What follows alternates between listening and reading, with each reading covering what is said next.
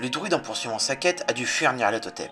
Il a été sauvé par Tanelorn, ou du moins l'esprit de Tanelorn, et celui-ci lui annonce que Jon est de retour.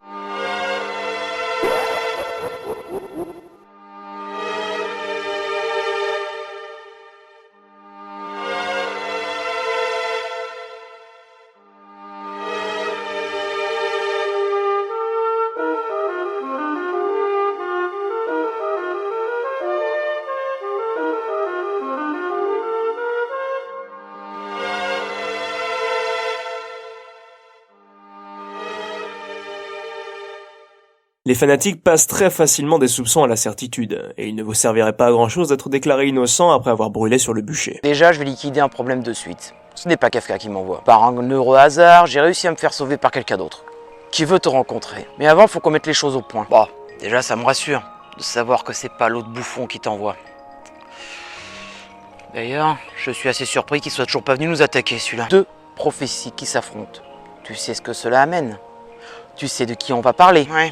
Je vois de qui tu veux parler. J'avais pas envie d'en parler maintenant. Je voulais garder ça pour plus tard. Mais tu me laisses pas le choix. Aujourd'hui, je vais parler d'un couple d'auteurs que j'ai grandement apprécié. Mais avec le recul, je me rends compte que malgré leurs immenses talents à tous les deux, ils ont quand même été très influencés par le Seigneur des Anneaux. Bien qu'ils s'en démarquent à l'heure actuelle avec des personnages hauts en couleur. David Carroll Eddings, né le 7 juillet 1931 à Spokane, dans l'État de Washington, et il est mort le 2 juin 2009 à Carson City dans le Nevada. Il a été marié à Lang Eddings, né le 30 septembre 1937 dans le comté de Westmoreland, en Pennsylvanie, et est morte le 28 février 2007, elle aussi à Carson City. David Eddings est ce que l'on pourrait appeler un étudiant américain modèle. En 1954, il obtient sa licence d'art, puis bifurque sur une maîtrise et un doctorat en littérature anglaise à l'université de Washington, qu'il obtiendra en 1961. Il exercera ensuite plusieurs métiers, commercial chez Boeing, professeur d'anglais dans un lycée, et même vendeur dans une petite épicerie. Et c'est en 1973 que David Eddings fait sortir son premier roman, I Hunt. Nous suivons l'histoire de Dan Alders, un soldat qui revient du Vietnam et qui chasse avec son frère, avec qui il a des rapports distants. Jack, qui lui est accompagné d'amis nommés Cal, Lou et Stan, et durant cette chasse, les tensions et les vieilles rancœurs finiront par éclater dans un conflit ouvert. D'ailleurs, lors d'une interview bien des années plus tard, celui-ci déclara à ce sujet « I Hunt fut mon premier livre. C'est à la première personne et quelque peu autobiographique, mais nous ne sommes pas tirés dessus. Par contre, les noms ont été changés pour couvrir la culpabilité. Tous les personnages existent, et j'en suis le héros. » Le roman ne connaîtra qu'un réel succès qu'après la notoriété de Eddings acquise. Mais ce premier roman, qui est clairement un échec à sa sortie, va le travailler un long moment. Et il faudra attendre presque 10 ans pour que Eddings retente sa chance. L'histoire raconte qu'il était fasciné en passant devant une librairie en voyant Le Seigneur des Anneaux de Tolkien. Et en pensant que peu de personnes se trouvaient sur le credo, Comme c'est mignon. il créa alors son propre univers de fantasy. Et c'est comme ça qu'en 1982 sortit le premier tome d'une saga reconnue de tous, La Belgariad. Chose très importante, pendant très longtemps, seul le nom de David Eddings apparaissait sur la couverture, et cela est dû à la personne de Lester Del Rey. Il pensait que deux noms en co-auteur pouvaient gêner sur les ventes, et c'est donc lui qui convainquit le mari Eddings à rester sous son seul nom. Mais le tournant viendra en 1996, où Eddings finira par avouer publiquement que sa femme est la co-autrice de ses livres. Mais je vais maintenant pouvoir m'attarder sur le point le plus important. Pourquoi j'ai décidé de parler du couple Eddings? Pourquoi tous ces gens ont l'air si tristes demanda Garion à Sir Lou. Ils ont un dieu sévère et exigeant, répondit le vieil homme. Quel dieu? L'argent, expliqua Sir Lou. L'argent est un dieu plus impitoyable que Thorak lui-même. En théorie, David et Leg Eddings n'ont pas grand chose en termes de construction de fantaisie à nous apporter. L'histoire est somme toute classique, ou plutôt devrais-je dire tolkienienne. Que ce soit par la Belgariad ou la Malorée, voire les cycles de la pierre sacrée, pas de gros renouvellements sur le sujet qui vont changer la face de la fantaisie. En fait, ce qui fait la plus grande force du couple Eddings, c'est leur personnage. Même si nous ne pouvons pas voir des similitudes entre certains d'entre eux dans les trois grandes sagas du couple. Cela tient plus du gimmick d'écrivain après tout. Qui n'a pas ce genre de gimmick quand on écrit ce genre d'univers? Demandez à Moorcock, tiens. Et en bonus, voici un peu la méthode de travail du couple. À cause du mal de dos de sa femme, David devait se lever à 2h du matin et écrire jusqu'à 8h. Puis il lisait à voix haute ses travaux à Lee, qui elle trouvait les faiblesses du récit, améliorait le scénario si nécessaire et enfin s'attardait sur les détails, et surtout réécrivait ce que disaient les femmes, car cela déconcertait David. De Tolkien, puis en arrivant par le cas du cycle de Shannara, le couple Eddings arriva après tout cela. Mais ils réussirent à se faire une place dans le monde de la fantasy se démarquant du lot avec ses personnages. Mais malgré tout, il y a quand même des ratés. Prenons l'exemple de Garion. Le gamin de fermier qui est en fait le dernier descendant d'une lignée d'anciens rois appelé lui-même à devenir roi parce que la prophétie l'exige. L'univers t'attend depuis des millions d'années. Plus que tu ne pourrais en imaginer. Tu t'es précipité vers cet événement avant même le commencement des temps. Il n'y a que toi qui puisse faire ce qui doit être fait. Toi seul peux jouer ce rôle. C'est la chose la plus importante de tous les temps et pas seulement pour ce monde, pour l'univers entier. Des races entières d'êtres vivants, si lointaines que la lumière de leur soleil n'atteindra jamais ce sol, disparaîtront si tu échoues.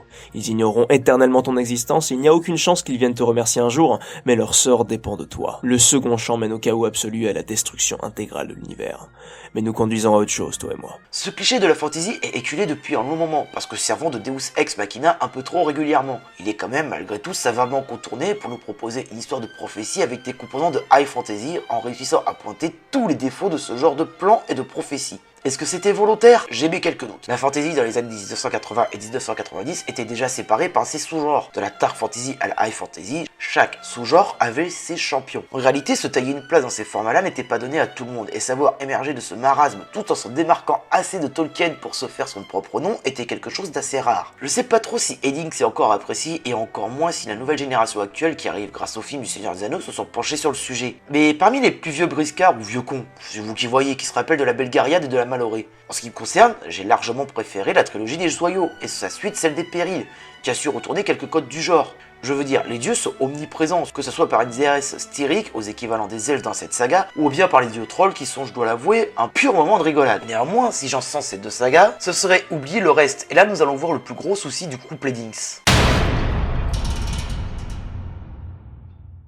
Nous avons vu que faire un schéma à la Tolkien dans la construction d'une histoire ne fait pas tout. Et au moins Eddings est fait pour écrire des longues sagas. Dès que son histoire commence à réduire en taille, les gros défauts peuvent vite ressortir et aussi montrer un souci que l'on peut souvent rencontrer dans la high fantasy. Tenez, prenez la réduction d'Altalus, livre qui fut séparé en deux tomes pour des raisons sûrement pécuniaires. Les personnages sont extrêmement manichéens.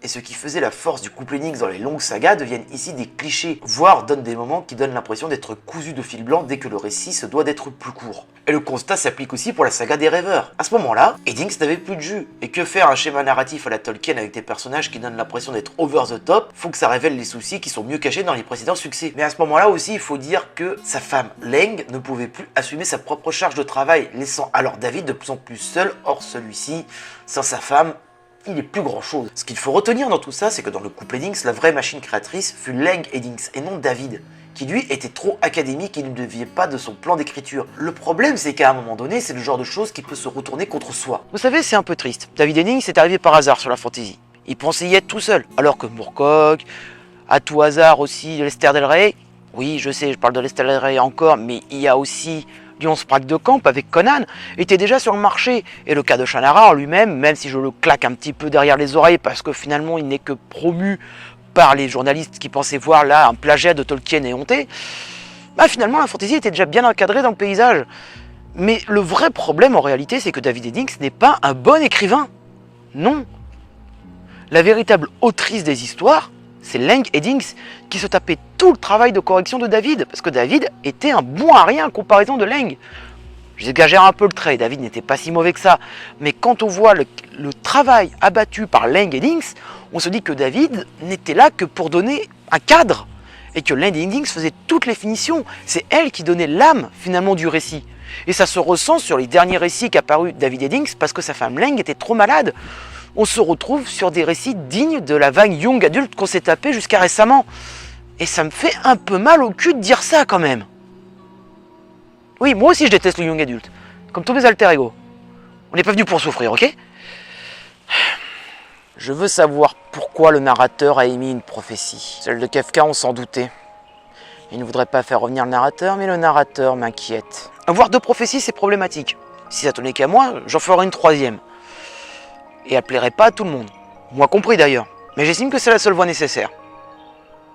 Il faut faire revenir Jalvan. Je comprends. Je commence à voir un peu où est-ce que tu veux en venir. Personnellement, je ne veux pas que le narrateur revienne. Je ne veux pas que Kafka non plus domine le monde. Je m'en doutais. Évidemment, ça plaît à personne. Néanmoins, je ne peux pas te laisser faire. Cours, petite fille. Cours. Non, alors sérieusement, là, ça suffit. Hein. Là, des effets au rabais, vous allez encore nous faire un combat à 2 balles, et on sait comment ça va se finir. Alors là, pour une fois, on va changer les règles. Toi, le druide, tu arrêtes tes conneries de suite. D'accord? Voilà. Voilà, maintenant ça c'est fait. Moi, je me casse, je sais où se trouve la porte. Hein, c'est une dimension de merde, je l'ai toujours dit. Hein, elle mérite même pas d'être sauvée. Sur ce, c'est... Tu m'y as obligé, John, tu sais. Je ne suis pas d'accord avec ton chemin. Tu sais très bien que je déteste qu'on me force la main. Mais tu dois voir cette personne avant de prendre ta vraie décision. D'accord, j'irai. Tiens, prends mes lunettes, prends mes affaires. Tu as déjà celle de Nyarlathotep, je crois. Va, nous nous retrouverons. Ouais, John, on va se retrouver. À bientôt, mon ami.